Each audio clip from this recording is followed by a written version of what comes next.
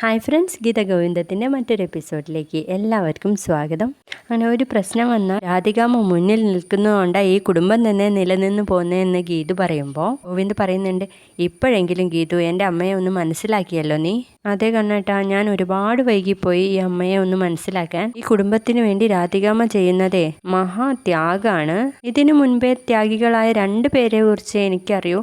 ഒന്ന് മഹാത്മാഗാന്ധിയും മറ്റൊന്ന് മദർ തെരേസയും എന്ന് പറഞ്ഞ് കളിയാക്കുകയാണ് കേട്ടോ നമ്മുടെ ഗീതു. ഇത്രത്തോളം ത്യാഗിക്കാനുള്ള മനസ്സ് അമ്മയ്ക്ക് എവിടുന്ന് കിട്ടി? രാധികാമ്മയോട് ചോദിക്കുമ്പോൾ അതിഥി ദേവോ ഭവ എന്നാണല്ലോ. ഈ മനസ്സിന് മുൻപിലേ ഞാൻ നമിക്കുന്നു എന്ന് പറയട്ടെ ഗീതു. തുടർന്ന് വരുൺ രാധികാമ്മയോട് ചോദിക്കുന്നുണ്ട്, എന്തിനാ അമ്മ ഇങ്ങനെ കോംപ്രമൈസിന് തയ്യാറായത്? വല്ല നിവൃത്തിയുണ്ടെങ്കിൽ ഞാൻ ഇതിനൊന്നും തയ്യാറാവില്ലായിരുന്നു. തലയ്ക്ക് മുകളിൽ വാള് വെച്ചിട്ടല്ലേ അവളുടെ ഈ കളി. അങ്ങനെ ചാവാതിരിക്കാൻ വേണ്ടിയിട്ടാണ് ഞാൻ ഇങ്ങനെ പറഞ്ഞത്. നമുക്കെതിരായുള്ള ഒരു വീഡിയോ അവളുടെ കയ്യിലുണ്ടല്ലോ, അപ്പം നമ്മൾ പേടിച്ചേ പറ്റൂ. ആ വീഡിയോ ഗോവിന്ദിൻ്റെ കയ്യിൽ കിട്ടിയാൽ എൻ്റെ ഭാഗം ന്യായീകരിക്കാൻ എനിക്കറിയാം. ഞാൻ അപ്പോഴത്തെ ദേഷ്യത്തിന് അവളോട് പറഞ്ഞതാണെന്നും നീ അനുവദിക്കുകയാണെങ്കിൽ അവളുടെ കാല് പിടിച്ച് മാപ്പ് പറയാമെന്നും ഞാൻ അങ്ങ് പറയും. അതിൽ നീയും സുവർണയും എന്താണ് പറഞ്ഞതെന്ന് എനിക്കറിയില്ലല്ലോ. നീ എന്ത് ബോംബാടാ അവളോട് പറഞ്ഞതെന്ന് ചോദിക്കുമ്പോൾ അമ്മ പറഞ്ഞതുപോലെ തന്നെ അപ്പോഴത്തെ ദേഷ്യത്തിൽ ഞാനും എന്തൊക്കെയോ പറഞ്ഞു. അതൊന്നും എനിക്ക് ഓർമ്മയില്ല എന്ന് പറയാട്ടോ വരുണ്. എനിക്ക് ആ വീഡിയോയുടെ ഫുൾ വേർഷൻ ഇപ്പോൾ തന്നെ കിട്ടണം എന്ന് പറയാട്ടോ രാധികാമ്മ. അപ്പോൾ വരുണിൽ നിന്നും ഇങ്ങനെ പരുങ്ങുന്നുണ്ട്.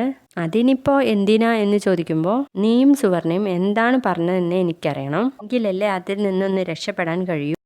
അതിൻ്റെ ക്ലിപ്പ് എനിക്ക് അയച്ചു തരാൻ ഗീതുവിനോട് തന്നെ പറയണമെന്ന് പറയുമ്പോൾ വരുണ് പറയുന്നുണ്ട്, ഇനി അവളുടെ മുൻപിൽ പോയി കെഞ്ചാനോ നമുക്ക് വേറെ പണിയൊന്നുമില്ലല്ലോ.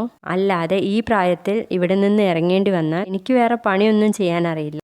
ഇക്കാലം വരെയും മഹാറാണിയായി ജീവിച്ചിട്ട് നിനക്കൊക്കെ വേണ്ടിയിട്ട് പിച്ചക്കാരിയാവാൻ എനിക്ക് പറ്റില്ല എന്ന് പറയാം കേട്ടോ. അപ്പോൾ വരുണ് ചോദിക്കുന്നുണ്ട്, നിലനിൽപ്പിന് വേണ്ടിയിട്ട് അമ്മ എന്നെ തേക്കോ? എനിക്കെന്താ കാര്യങ്ങൾ ചെയ്യാനും നിയന്ത്രിക്കാനും ഒക്കെ അറിയില്ലേ? പിന്നെ എന്തിനാ എൻ്റെ തണലിൽ ഇങ്ങനെ കഴിയുന്നത്?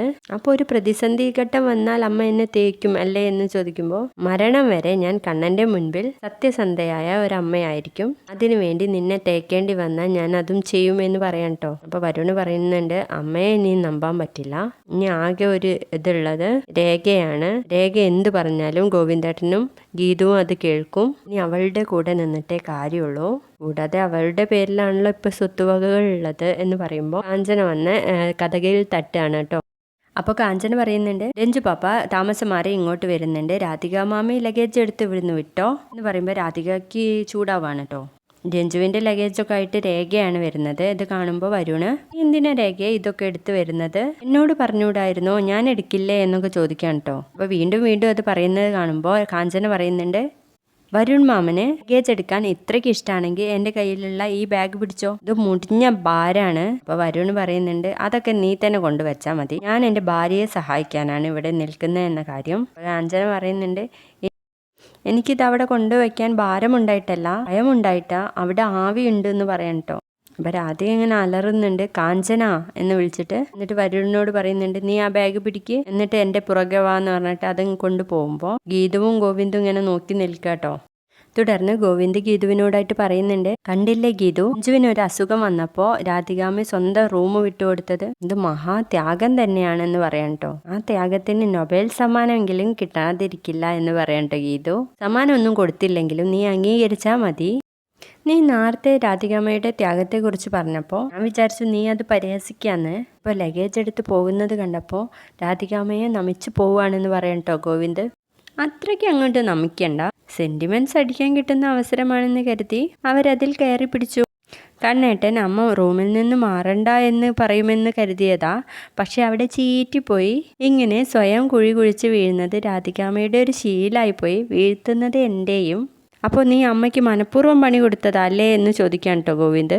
അതിന് ഈ വീട്ടിൽ കണ്ണേട്ടന് മാത്രമേ മനസ്സിലാവാത്തതുള്ളൂ. എന്ത് ചെയ്യാനാ, രാധികാമ്മയുടെ വളർത്തു ദോഷം അല്ലാതെ എന്താന്ന് പറഞ്ഞിട്ട് ഗീത അങ്ങ് പോവാണ് കേട്ടോ.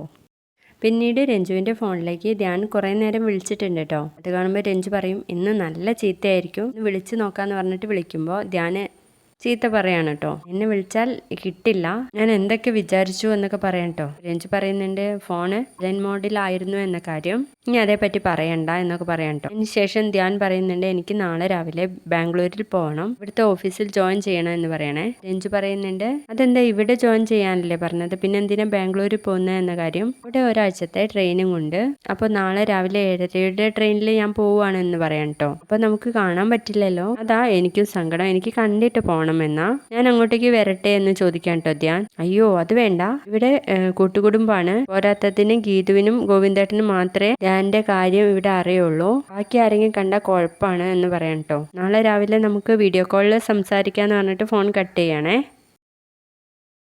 പിന്നീട് കാണിക്കുന്നത് നമ്മുടെ ഗീതുവിനെയും ഗോവിന്ദിനെയാണ് കേട്ടോ. അപ്പോൾ ഗോവിന്ദിനെ ഇങ്ങനെ കാണുമ്പോൾ ഗീതു ചോദിക്കുന്നുണ്ട് എന്താ ഒരു ശോകം എന്ന് ചോദിക്കുമ്പോൾ ഒന്നുമില്ല, ഞാൻ പഴയ കാര്യങ്ങൾ ഓർത്തതാണ്. അപ്പോൾ അന്ന് ജോലി ചെയ്തതും അതിനെ പറ്റിയൊക്കെ ഇങ്ങനെ പറയുന്നുണ്ട്. ഇതൊക്കെ എനിക്കറിയാമല്ലോ കണ്ണേട്ടാ, എപ്പോഴും എന്തിനാ ഇങ്ങനെ പറയുന്നതെന്ന് ചോദിക്കാൻ കേട്ടോ. അന്ന വഴി നമ്മൾ മറക്കരുത് ഗീതു, കണ്ണേട്ടൻ്റെ ആ അവസ്ഥയെക്കുറിച്ച് എനിക്ക് ആലോചിക്കാനും കൂടി പറ്റില്ല, ഇതൊന്നും എന്നോട് പറയണ്ട, എനിക്ക് സഹിക്കാൻ പറ്റില്ല എന്ന് പറയാൻ കേട്ടോ ഗീതു.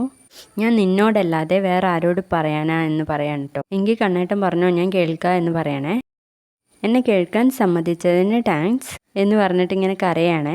കണ്ണേട്ടൻ മനസ്സ് തുറക്കാനുള്ള ആവാണോ, അതിനാണോ ഇങ്ങനെ സെന്റിമെന്റലാവുന്നത് എന്നൊക്കെ വിചാരിച്ച് നമ്മുടെ ഗോവിന്ദിനെ ആശ്വസിപ്പിക്കാൻ വേണ്ടി പോവാൻ കേട്ടോ. കണ്ണേട്ടാ എന്താ ഇത്, അതൊക്കെ കഴിഞ്ഞു പോയ കാലമല്ലേ കണ്ണേട്ടാ, കരയാതിരിക്കുക എന്നൊക്കെ പറയുമ്പോൾ ഗോവിന്ദ് പറയുന്നുണ്ട് ഇന്ന് രാധികാമ്മ റൂമിൽ നിന്ന് ഇറങ്ങിപ്പോയപ്പോൾ എനിക്ക് സങ്കടം സഹിക്കാൻ പറ്റുന്നില്ല ഗീതു.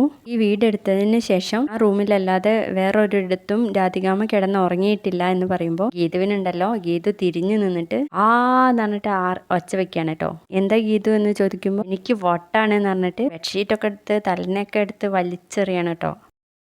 ഗീതു കൂൾ ഡൗൺ, മനസ്സ് കൈവിടാതെ സൂക്ഷിക്കണം. നിനക്ക് രാധികാമ്മയെ പറ്റി ഞാൻ പറഞ്ഞപ്പോൾ നിനക്ക് നിന്റെ അമ്മയെ ഓർമ്മ വന്നല്ലേ, കൂൾ ഡൗൺ ഗീതു എന്ന് പറയണേ. അപ്പൊ ഗീതു ഇങ്ങനെ അലറിക്കൊണ്ട് തന്നെ പറയാണ്, ഞാൻ നിങ്ങളോട് മനുഷ്യ ഒരു കാര്യം പറയാൻ വേണ്ടിയിട്ട് കാത്തിരിക്കായിരുന്നു, എന്റെ അമ്മയുടെ അസുഖം മാറിയിട്ട് പറയാമെന്ന് കരുതിയതാ, ഈ സ്വഭാവം വെച്ച് നടന്നാലേ ഞാൻ അത് പറയില്ല എന്ന് പറഞ്ഞിട്ട് മാറിക്കറിഞ്ഞിട്ട് ബാൽക്കണിക്ക് പോവാണേ. ഗോവിന്ദ് അങ്ങ് വീഴുണ്ട്. എന്നിട്ട് വിചാരിക്കുന്നുണ്ട് ഗീതു എന്നോടുള്ള പ്രണയം പറയാനാണോ ഉദ്ദേശിച്ചത് എന്ന് പറഞ്ഞിട്ട് പിന്നാലെ പോകുന്നുണ്ട് കേട്ടോ ഗീതുവിന്റെ. ഗീതു, ഞാൻ രാധികാമ്മയെ പറ്റി പറയുന്നത് നിനക്ക് ഇഷ്ടമല്ല എന്ന് എനിക്കറിയാം, നിന്റെ അമ്മയുടെ അസുഖം മാറിയിട്ട് എന്നോട് എന്തോ പറയണമെന്ന് നീ പറഞ്ഞില്ലേ, അത് കേൾക്കാൻ ഞാൻ കാത്തിരിക്കുകയാണ്, എന്തായാലും പറയണേ, സാവകാശം മതി എന്നൊക്കെ പറഞ്ഞിട്ട് ഗോവിന്ദ് ബെഡ് വിരിക്കാൻ വേണ്ടിയിട്ട് പോവാണ് കേട്ടോ. വീഡിയോ ഇഷ്ടപ്പെട്ടെങ്കിൽ ലൈക്ക് ചെയ്യണം, തീർച്ചയായിട്ടും സബ്സ്ക്രൈബും ചെയ്യണേ.